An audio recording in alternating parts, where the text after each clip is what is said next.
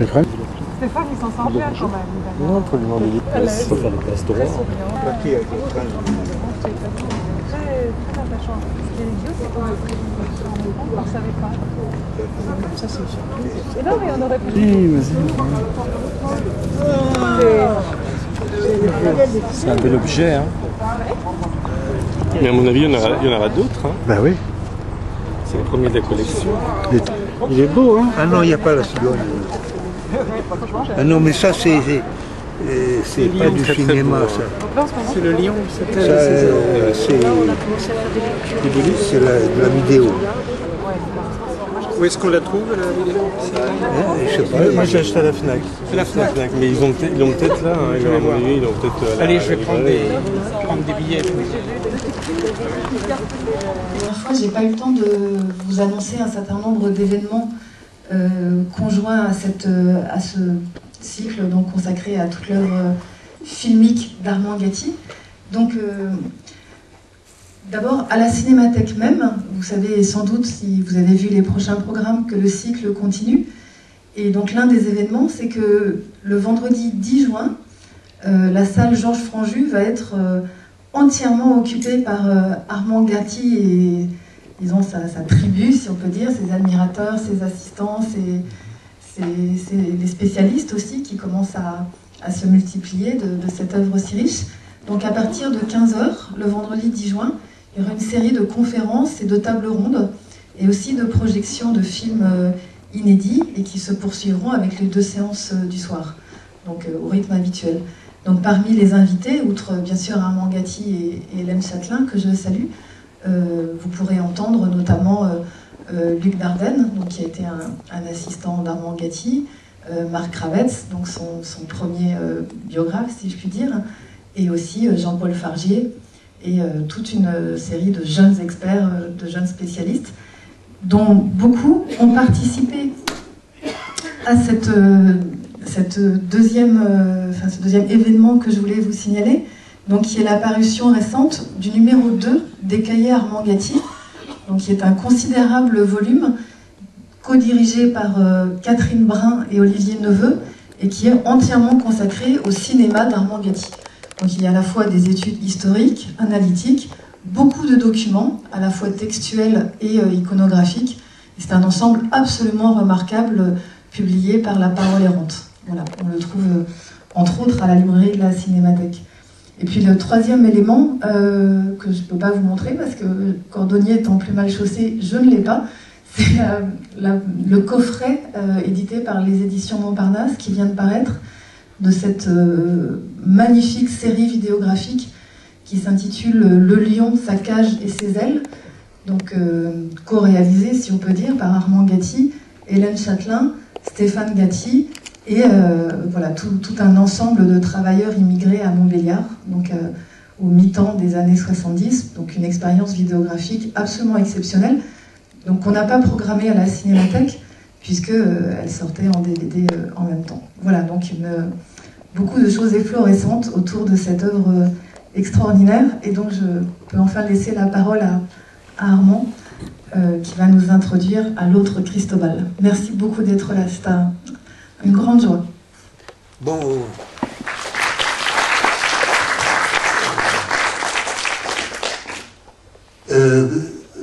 Cristobal, c'est un peu ma recherche de la Révolution.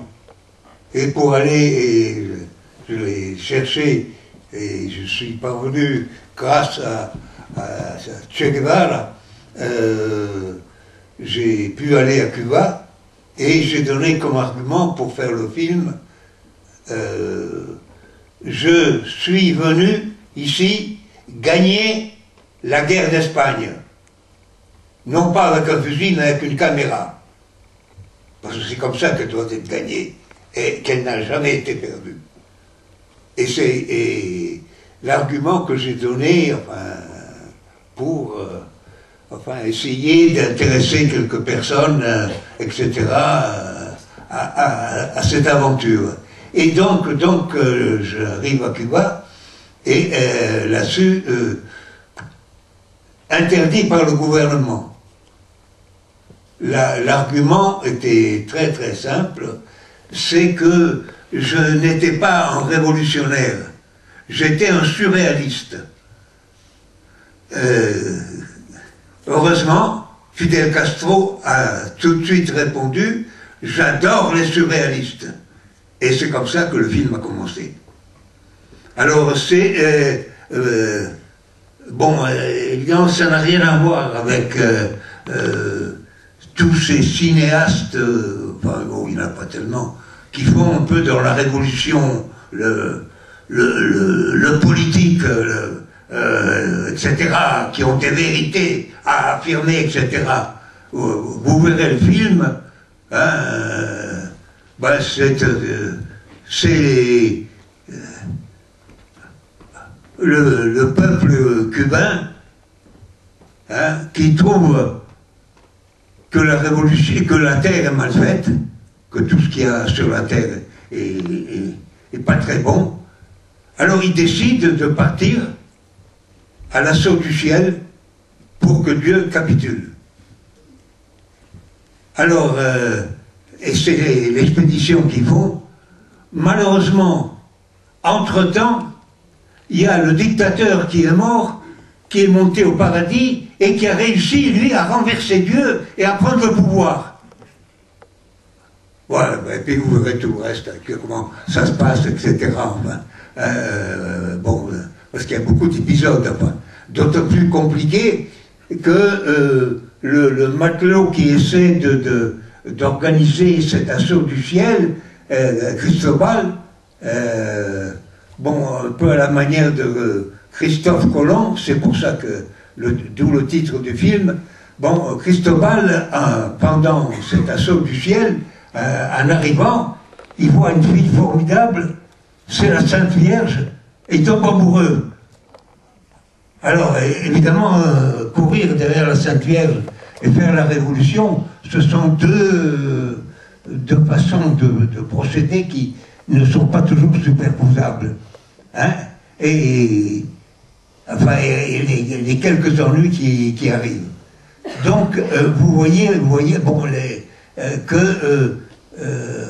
simplement, vous verrez tout le reste dans le film, je ne vous donne que quelques aperçus pour vous, hein, parce qu'il y a beaucoup d'éléments qui le composent, hein, mais en même temps, c'était pour vous donner, vous expliquer, hein, avec ma façon politique de voir le monde.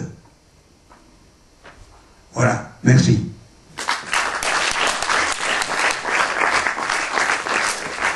Alors, je reprends la parole pour vous dire juste deux petites choses techniques. En principe, avant la projection, Mangati et Adam Ulrich, mais comme c'était sur un DVD et que c'est trop compliqué de changer de format, voilà. C'est moi qui sers de carton, en fait. Non, c'est un escroc, quoi. Voilà. Et aussi que, donc après la séance, on aura un tout petit quart d'heure d'échange avec Armand Gatti. Voilà, bonne projection.